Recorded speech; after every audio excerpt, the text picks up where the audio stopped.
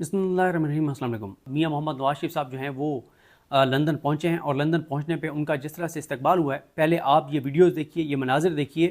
फिर मैं आपको बताता हूं कि ये शरीफ ख़ानदान के लिए क्यों इतना ज़्यादा परेशान कौन है और उनको बहुत ज़्यादा क्यों घबराना चाहिए। पहले ये वीडियोज़ देखिए, ये मनाजिर देखिए जो सामने आए हैं।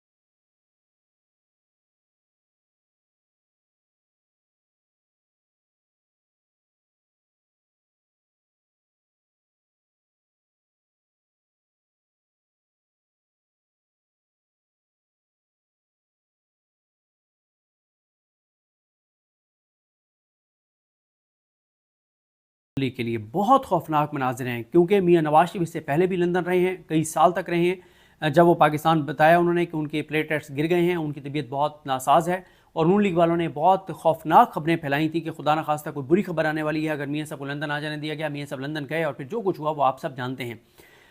अब मियां साहब जब गए हैं तो ये पहले से ज़्यादा 10 गुना ज़्यादा शिद्दत से एहतजाज हुआ है, बल्कि यहाँ तक हुआ कि कुछ लोग तो मियां साहब का जो घर है वहाँ पे अंदर घुस गए और गो के वहाँ पे जो लोग मौजूद थे उनका कहना है कि वो नून लीग के अपने वर्कर्स थे जो अंदर घुस गए थे और उनको पुलिस ने धक्के देकर और घसीट कर बाहर निकाला है। और अगर वो पीटीआई के हामी थे या इमरान खान साहब के हामी थे तो ये फिर और खौफनाक और ख़तरनाक है नून लीग के लिए कि उनके घर में घुस गए, वहाँ पे जो लोग हैं प्रोटेस्ट करने वाले हैं, यानी इस हद तक एक्सट्रीम तक चले गए। और अच्छा, ज़रूरी नहीं है कि सारे इमरान खान के हामी हो या पीटीआई के वर्कर्स हों। मियाँ साहब कोई पाकिस्तानी, आम पाकिस्तानी भी हो सकता है जिसको इस पाकिस्तान में जो इस वक्त मौजूदा निज़ाम में से नफरत है, जो ये समझते हैं कि मियाँ नवाज शरीफ ने पाकिस्तान को कमज़ोर कर दिया, तो वो ज़रूरी नहीं है कि इमरान खान और पीटीआई का हामी ही हो। और फिर देखें मियाँ साहब की बदकिस्मती देखिए कि पूरा निज़ाम मियाँ साहब के साथ है, हुकूमतें मियाँ साहब के साथ हैं, तमाम इदारे मियाँ साहब के साथ हैं, लेकिन मियाँ साहब के साथ अवाम नहीं है। और मियाँ साहब की हुकूमत जो है वो फार्म 47 की हुकूमत उनकी है, लेकिन लोगों के दिलों पर हुकूमत नहीं है। लोगों के दिलों पर आज भी पूरी दुनिया में जो पाकिस्तानी है या पाकिस्तान के अंदर जो पाकिस्तानी है उनके दिलों पर जो हुकूमत है वो इमरान खान की है, जो अडियाला बैठे। और फिर आवाम ने तो 2 तारीख इसलिए इमरान खान को दी थी, ये तो काजी फायज ईसा ने तबाही और बर्बादी फेरी। अब आप देखें कि काजी फायज ईसा भी छुप के रात की तारीकी में निकला है और किसी को नहीं पता था कि काजी साहब जा रहे हैं। और अब भी काजी साहब ने यूके जो पहुंचना है 29 को, तो वो किस एयरपोर्ट पे उतरेंगे इस बात को बहुत खुफिया रखा जा रहा है कि शायान, सारा गिलगिती और इन लोगों को पता ना चल जाए। अच्छा, मैं क्योंकि लंदन में मैं इन दो लोगों को ही मतलब जानता हूँ, एक सारा गिलगिती को और एक शायान को, जो नज़र आते हैं, और बहुत से शायद इनसे भी ज़्यादा मुतहरिक हो सकते हैं। मुझे ज़रूरी नहीं है कि सबसे ज़्यादा यही मुतहरिक हो, या हो सकता है कि यही, क्योंकि इतने मुतहरिक हों कि इसलिए यही नज़र आते हैं। तो बाकियों को मुझे नाम नहीं पता, लेकिन ये इन दो को मैं जानता हूँ, और ये कल भी, ये कुछ देर पहले भी ये वहाँ पर मौजूद थे। ये शरीफ ख़ानदान के लिए घबराने का वक्त इसलिए है कि इसका मतलब ये है कि नफ़रत शरीफ ख़ानदान के ख़िलाफ़ बढ़ रही है, और इनका इक़्तिदार जो है, इक़्तिदार में आने के बावजूद, इक़्तिदार में आने के बाद भी इनकी नफ़रत में कमी नहीं आ रही। बल्कि इस वक्त देखें, इस निज़ाम के साथ जो भी खड़ा है, जिसके बारे में भी तासुर हो कि वो इस हुकूमत के साथ खड़ा है, चाहे वो कोई इदारा हो, चाहे वो कोई शख्स हो, चाहे वो कोई शख्सियत हो, चाहे कोई अहदेदार हो, तो लोगों के सेंटीमेंट्स उसके बारे में जो होते हैं वो आपके सामने हैं। काजी फायज़ साहब को देख लें कि बेकरी में जो उनके साथ जो वाक़या हुआ वो आपके सामने है, और साफ़ियों ने उनके साथ रिटायरमेंट वाले दिन जो कुछ किया वो आपके सामने है। तो अभी भी अगर वो लंदन में पता चल गया कि किस एयरपोर्ट पे उतरना है, तो वो भी आप मनाज़िर जो है वो देख लेंगे।